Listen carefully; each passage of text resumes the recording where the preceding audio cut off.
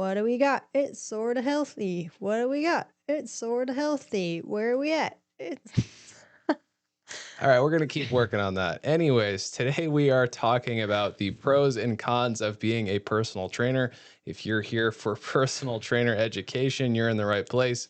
Jeff and Alexis coming to you, Sorta Healthy podcast. You know how we do. If you're here for singing, you are not in the right place. Yeah, you're in the wrong place if you're You're here in the for wrong singing. place. Anyways, pros and cons of being a personal trainer. You want to get us rolling, Alexis? How you feeling? Yeah. Do we want to start like with a pro or do we want to start with a con? That's a good question. I don't know that it matters which one we start with, but I do think we should talk a little bit more about the pros today because last time we talked about why personal trainers quit. So that happened to be a lot of talking about the cons, right? Okay. Yeah. So I think we should start with the biggest pro of all. Okay.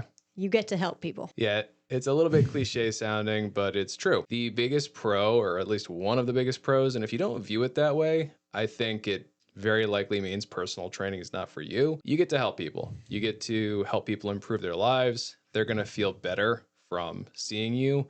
And you can really help people make some very significant improvements. I mean, think about like how many lives we've changed with our little studio commence fitness personal training. I think there's so much more than like just weight loss or whatever, right? I think even just like having people have a safe place to go where they feel comfortable and have a routine and like all that stuff, I think is helping people too. Even just talking to people, right? Like all that stuff is helping people. And that is the most rewarding part of the job. Remember, we had a client, she moved away, so she no longer comes to us, but she was our client for like maybe 5 years she worked with me. Okay. And when she came in, she said, I want to be able to deadlift, but also bench and squat my body weight, right?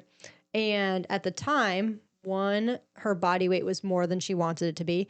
And two, she couldn't even lift the barbell. Before she left, again, because she moved, she deadlifted 300 pounds. I'm trying to think of who this is.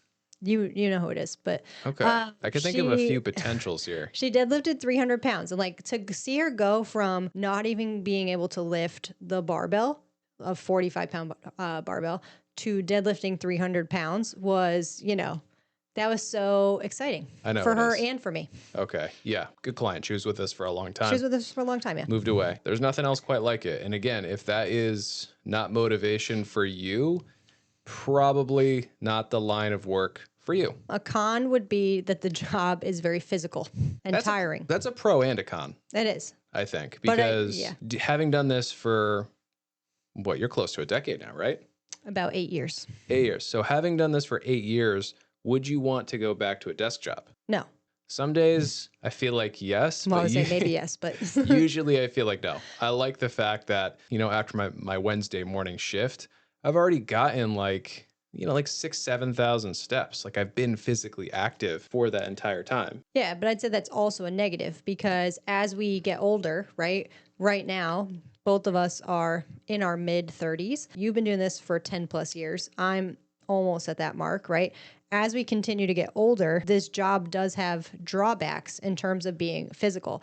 And also, I feel like we are fairly lucky in that like neither of us have any significant issues, injuries, whatever. If you do, right, and you have to hand people dumbbells or set stuff up or whatever, that can be a big con. If you can't move a barbell that someone needs, like you can't do this job. We both had a few like random injuries over the years. I remember the worst I ever hurt my back was putting on a sock of all things. I was just bending over. It was probably like 4 a.m. in the morning. I was tired, not really paying attention. My flexibility is really bad as well. That's just sad, but it's sad. I'm an old man. Anyways, I was putting on a sock and dude, my back was destroyed for probably close to a month. I was hurting. Right. And I didn't like complain about it to my clients. I wasn't like, oh, I'm not going to spot you on this bench press because my back hurts. No, took Advil every day, caffeine, just grinded through it and did my best. And it worked out fine. I got better. Thankfully, it wasn't anything too serious, just a pulled muscle.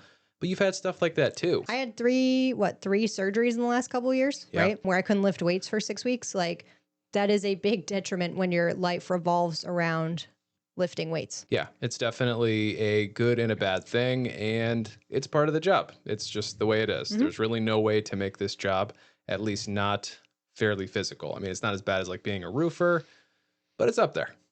Yeah, it's not No as pun bad as that. intended. But Yeah. the other pro, or the next pro, I think, would be that you get to have fun at work every day. I'm sure everyone watching or listening to this right now has had at least one or two jobs that they've hated or strongly disliked. I can honestly say that I've never hated a day of work as a personal trainer. Never. There's been days where I'm like, okay, I'd rather like, go do something else. Maybe I'd rather go get ice cream or go watch a movie or whatever. There's definitely those days, don't get me wrong. But I never dread going into work. I'm always happy to do it. I enjoy it. I like my clients. I'm never mad about it. There's a lot of value to that, I think. Yeah, and I'll talk about myself for a minute because I have ADHD Boy, and do you. I cannot focus on one task for a long period of time, right? And I feel like the constant changing of clients and exercises and everything, right? Goals really keeps me focused throughout the day. So, like, I know that personally I would have trouble at something like a desk job, right? This is a lot more fun for me because everything's constantly changing all day long. That is 100% true. Yeah, no two shifts are the same. No two client interactions are the same. No two sets are the same, right? You're always mixing it up. You're always doing something different. You always have to be kind of thinking on your feet despite having a game plan going in. If you have ADHD or ADD or whatever, which I think we both do, I feel like. Yeah. We both do.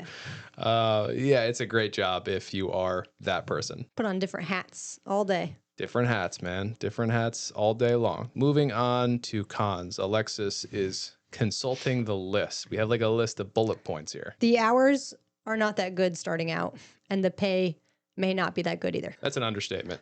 Yeah, the hours, we've talked about this a lot in the last video, why most personal trainers quit. You're going to be working when people aren't working. So think about like the average 9 to 5. These days is probably more 8 to 5 worker. You're going to be training them before or after those hours, right? Because they can't work with you while they're at work. So that means 5 a.m. to 7 a.m., probably even earlier, 5 a.m. to 6 a.m. a lot of the time. Like those You're early, working. yeah, you're on. Right? If you're really trying to make as much money as you can as a trainer and do this full time. And then you're going to have a whole bunch of people after work too. Now, eventually, and this will be a pro later, so spoilers, we'll talk about it more. Eventually, you can mold a schedule that's more to your liking. That being said, that takes a good amount of time to get to. The first year, you're most likely just going to be training clients wherever you can. The hours are not favorable in the beginning. Neither is the pay, because you're only getting paid a decent wage when you're actually training clients, when you're selling, when you're walking on the gym floor.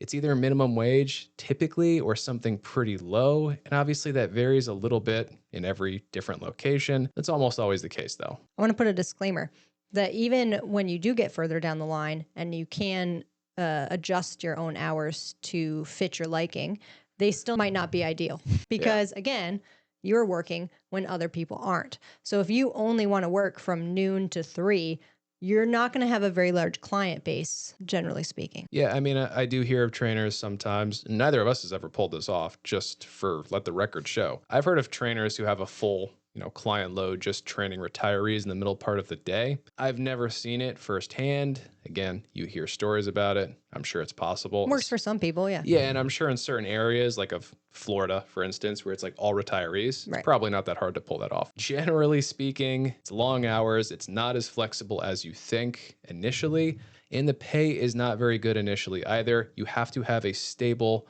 book of clients for that pay to be anywhere decent. And I think that's all we should say about that, because we talked about that a lot in the last one. Let's actually stay on that topic though. Okay. Alexis, how many hours of personal training are you going to do this week? Maybe like 20. I'm putting you on the spot. How many hours do you think I'm going to do this week? 10. Give me a little better than that. Give me something, man. Yeah, whatever. The point is, I don't count them anymore, to be honest. We don't exactly. That's exactly my point. We don't count them anymore, and we don't do that many. We could do none, I think, if we really wanted to do none. Yeah, but we don't want to do that. I think it's important for both of us to stay in the game. Again, we enjoy it, so. We enjoy it, but I also think you got to practice what you preach, right? So I don't feel right about giving trainers information on training if I'm not training clients. Yeah, it's fair. There were many years where I knew how many hours I was training people every week. We were depressed. And it was like 60. And you'd think like, oh my God, you're training clients that many hours. you must be making a ton of money. Wrong. We were doing all right, but we had, decently high overhead since we had our own facility. There's just a lot of things. We were probably not charging quite enough at that point in time. There's a lot of factors there that we won't get into right now. Still But paying for our health insurance, right? Because self-employed, even training that much wasn't as good as it should or could have been. I feel like we should lead with the health insurance into, even though that makes it sound like it's not a pro, into the pro of which you can either own a business and work for yourself or work for someone else. There's flexibility there. And I think that's a really good one because that is legitimately a pro of what we do. It is pretty easy to start a personal training business. That is not always the case with other types of businesses. If you want to be a doctor or a lawyer, you want to start that type of a business. First of all, the education requirement is so much higher. But yeah, it just takes a lot of capital to start that business. As a personal trainer, it's pretty simple to start a business. And it's pretty simple to get other trainers in there working for you. There's different models in which you can do that. You can have independent contractors. They work for themselves. They might just be renting space in your facility. You can have employees. It's simple either way. I think it's also a lot easier to prove yourself as a trainer versus someone like a lawyer or a doctor, right? Like you can either put up transformation pictures or you can talk about changes that your clients have made, or you can talk about the things that you do for them, or et cetera, right? Versus like if you're a lawyer and you're at the mercy of a judge or something like that, right? It's hard to prove your track record. If you own your own training business, you are in charge of the results that your clients get in a lot of ways, right? Obviously they have to do the work, but you are the one putting in the effort and you can prove that to people. If you don't want to own your own business, you can always find someone to work for as a trainer, right? Some people have no desire to own their own business, which personally I understand because owning a business is a lot of work, but there's always going to be places to work as a trainer. I think that leads me to the next con, and I'm not even sure if we had this one on our list. Because it is so easy to get into the field, personal trainers are not super well respected amongst other people. And that is a little bit of a con, maybe not the biggest one. I think you can earn that respect over time, just proving that you're competent and good at what you do. But the average personal trainer, when they're working with doctors, lawyers, dentists, whoever, you're not on the same level as those people. And for good reason. It's a lot easier to become a personal trainer than it is to become one of those other things, right? It just doesn't take that much time. And that's a pro and a con at the same time. Easy to get into the field, but at the same time, because it's so easy to get into the field, we are a little bit less respected by everybody, our clients, family, friends. It's a different kind of a thing. Yeah, I feel like sometimes people think that you just have like, I don't know, like a fun job, right? Like a side hustle where you're not really doing anything that's like significant. This is probably right around the time where I met you, and I was training this couple in their house. I had bought a house. I was making pretty good money, and I had this couple ask me, when are you going to get a real job? And they were serious. Like, this is a dead ass serious question. Meanwhile, they're paying you pretty good money in a job. Pretty good money. Yeah. And I'm self-employed for the most part. At that point, I did have another job as well. I was actually a full-time trainer at another place. So I had like 2 or 3 jobs at this point in time. Yeah. You get the point. Yeah, I've gotten that too. Like I obviously, or I shouldn't say obviously, but I used to be a teacher, right? I have a master's degree in education. And people are like, why would you leave teaching to go be a personal trainer, right? Like just not as respected, even though teachers aren't that respected either.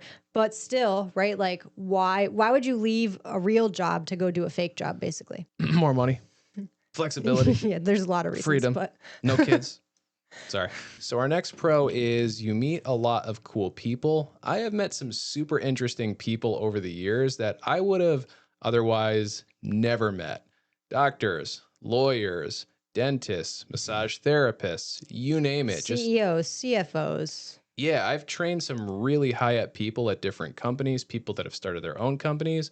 And those people do have an impact on the way you view everything. Mm-hmm. For the most part, I found it beneficial. Some of my best clients really had a big impact on the way that I conduct business, but just the way I do everything, really. As the lowly little trainer, training the big CEO or whatever, right? You think like you look up to them, right? They are way up here and you're way down here. Yeah. And you realize that everyone has stuff. is so true. And it makes you feel more normal. Yeah, you realize that you can be incredibly competent in one part of your life and then just know nothing about everything else, or at least other Yeah. aspects of life. Growing up, you always think, "Ah, there's adults in the room. They know what they're doing," right? Hmm. You get older and you realize, no, nobody really knows what they're doing. Everybody's just kind of figuring it out as they go. And hey, I guess that's why this podcast exists. We've made a lot of mistakes along the way, and we are here to help you not make those Most mistakes as people trainers. don't know what they're doing. Did you find it tough in the beginning when you had like these high powered individuals? They're coming into your domain, but you are the expert. You are the person giving the instructions. Did you find it tough to give those instructions out to these powerful people? I feel like in the very beginning, I used to feel intimidated by some people when I like learned what they do or who they were or whatever. But again, then you realize that they're just normal people. They're just doing what they do, and they're coming to you because again, you are an expert in what you do. So no. That's pretty much how I felt about it too. It was something I got over pretty quick. Yeah, because then it's like, no, like you're coming to me for advice. So I'm just going to tell you what to do, you know? I think for like the first few months, I did feel a little bit intimidated, but I think I got over it pretty quick. It's like, I'm the Yeah. expert in this. You're the expert in that. Everyone's just a normal person. And yeah, maybe some of them have a job where they're very important, but when they walk into our business, right, they're just a normal person, just like everyone else. So moving on to a con, you do have to figure out a lot of things on your own.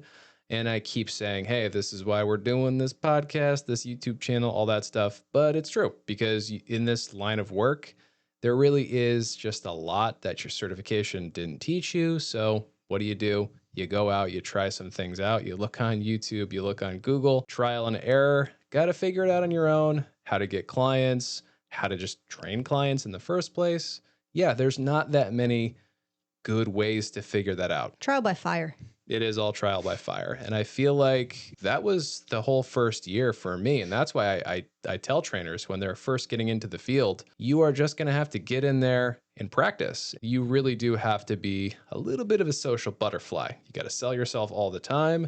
You just have to be able to kind of strike up a conversation with anybody, because you never know who you're going to end up training. Might be someone you have a lot in common with, might not. You got to figure it out either way. You have to make that session engaging so they want to keep coming back and want to keep training with you. Again, easy with some clients, not so easy with others. I think going back to the fact that like people don't know what they're doing at their jobs, training is like that, right? You expect that you finish your certification and you start training or practicing or whatever, and you're just going to know immediately what to do and how to train people. And then you realize that that is not the case. There are so many day-to-day things that impact the way you train people. Someone's back is hurting, or someone's just having like a really off day and they're crying in their session, or like something, right? Like those things, any certification can't prepare you for. Even practicing can't prepare you for. That is just learning how to do it. There is no perfect manual. So it is time for an honorable mention. You know how when you're at a party, if you're a personal trainer, and everyone kind of walks up to you and they're like, hey, look what I'm eating, Mr. or Mrs. Personal Trainer. They got like a few slices of pizza. Don't tell anybody. Or they're like, oh, I guess you won't be having any of the beer over at this table. It's my cheat day. Don't judge me. And meanwhile, you're like, I don't care. You can do whatever you want. I guess unless like they're your client, then maybe you do care a little bit. I don't know. And then people come to you and they have like some kind of injury, right? Their knee hurts today, and they're like, what should I do? And you're like, I literally know nothing about you, besides the fact that your name is Tim and you have and your knee hurts. Like, but people, what exercises should I do? And then they tell you about their whole routine. On Mondays, I do back and biceps, and on Tuesdays, I do glutes, and on Wednesdays, and you're like, I'm just trying to enjoy this afternoon out here or wherever you are. I'm just at this party, sipping my drink, eating my cheeseburger, and I just want to hang out and have fun. That's great for you that you do those things. I don't really want to talk about your knee. I don't want to talk about it. Yeah. But I feel like it is like one of those professions where that is like where people feel like they can come talk to you about that stuff. Yeah, right. If there's a lawyer at the party and they're going through a rough divorce, you're not going to go up to that lawyer and ask them for legal advice right then and there, right? No, same with a doctor. You're not going up to them and being like, I have this spot that I've had forever. You might do that. You might do that, but they're going to tell you to make an appointment. Like, let me just be clear, I don't think either one of us sees this as a negative. It's kind of funny, actually, more I've often seen than people not. that do see it as a negative though. I remember Yeah. reading like Reddit posts one time that were like, every time I go somewhere, people ask me about it. If you don't want to talk about it with people, you probably, again, not the job for you. Yeah, it does end up coming up whether you're just hanging out with your Oh my God, my family, they're going to watch this or hear this and they're going to, every time they're like, is this okay for me to eat? You know, when we're at their house. If you're not okay with the jokes or, you know, everybody mentioning it all the time, might not be the job for you. To me, not a big deal. I don't really care. I kind of like talking about all that stuff anyways, so works out just fine for me. Not a big deal as far as we're concerned, but something that should probably be on your radar. And Alexis, that brings me to the next bit here. I got a question for you. What would you say is, let's start with the negative, then we'll get to the positive. What's the biggest con of being a personal trainer? I feel like in all these cons, none of them are like deal breakers for me. Like I feel like the That's why you pros. do it Well, for a I know. living. That's what I'm saying. I feel like the pros so outweigh any of the cons. But I guess the cons would be, I guess the biggest con for everybody, hours is the biggest one, right? Sometimes, you know, you really don't want to wake up at 4 a.m. or work at 7 o'clock at night or work on Sunday or work on Saturday, but that just is what it is. And then, you know what I want to talk about too, that I feel like we forgot to talk about, but I feel like is a con alongside hours is like cancellations. Like when you wake up at 4 a.m. for a 5 a.m. client and then they cancel on you at 4:45. Oh my God. Yep. I'm glad you brought that up. That is like the worst feeling, making sure that like you're keeping up with cancellation policies and being an enforcer, because that stuff does happen in training all the time. You will be at your gym or studio waiting for somebody, they're running late, now they're not coming, right? Like that happens all the time. Yeah, that is a definite con of the job. Whether you work for yourself or for somebody else, more so if you work for yourself, some clients are going to take advantage of you, whether they mean to or not. Typically, it's not malicious at all. They're busy, they have a million things going on. Yeah. They're going to cancel some sessions. You should probably charge them for most of those cancellations. And it puts you in a tough spot because you need to make a living. This is someone that you probably like, someone that you enjoy working with for the most part, but they're kind of screwing you over here and there, canceling last minute when you most likely have a 24-hour cancellation policy or something along those lines. Yes, you just have to be an enforcer. More often than not, you're probably going to have to charge that person for that session, or at the very least have a cancellation fee so that you get paid, right? And Right. that is a unpleasant thing to do, but it is part of the job, and that's a con. It's a definite con in my eyes, and I'm glad you brought it up. If you wake up at, let's just say 4 a.m. for a 5 a.m. client and they cancel on you, whether or not you're getting paid for that, it's still like, There's been a few times where I've you're had like, that. ugh. There's been a few times where I've had that happen to me, and I questioned everything, and I was like, why am I even Yeah, doing you're this just, job? it doesn't even matter that you're making the money. You're just annoyed. You're just like, what am I doing What here? am I doing? I could be doing I could be sleeping Could right be now. sleeping. Yeah. My biggest con would be a two-part con, because I think in the beginning part of your career, it's just tough to book up initially. So like that first full year where you learn that your certification is just kind of meh, didn't actually teach you that many skills that transfer over to the real job. It takes a while to get booked up. You have to have a lot of conversations. You're going to screw up a few sales before you get that formula down. Take some time to get booked up. Take some time to make some decent money. And that's a real con. Once you get past that first year, it's what you just said. It's the hours, right? Because still to a large extent, you are stuck working when other people are not working. And that can go away a little bit over time. You can mold your schedule a little bit, but only so much. Again, if you're training a doctor, they work the hours they work. You still have to train them when they're not working, right? Right. There's only so much you can do. Only so much. Yeah, my favorite pro, I think, is what we were talking about before. It is definitely the fact that it's a rewarding job. You get to help people. And because it's fulfilling, it never really feels like you're going to work. It's kind of just fun more often than not. And even when it's not fun, even when you would rather go to the beach, I still never dread going in. You can't really beat that. In terms of ways to make a living, it's a pretty good time. I feel like there is nothing quite like helping people get to where they want to be whether that's in strength or weight or size or pictures or whatever, right? Whatever their goal is. Anyways, that is all that we have for today. Thank you so much for watching, listening, all of the above. Please don't forget to like the video, like the podcast, leave us a review, subscribe, YouTube, Spotify, podcast app, whatever the case may be. Support us. It really does help us out a lot. Again, thank you so much for listening, watching. We'll see you soon. More trainer education content on the way. Until next time, stay sort of healthy.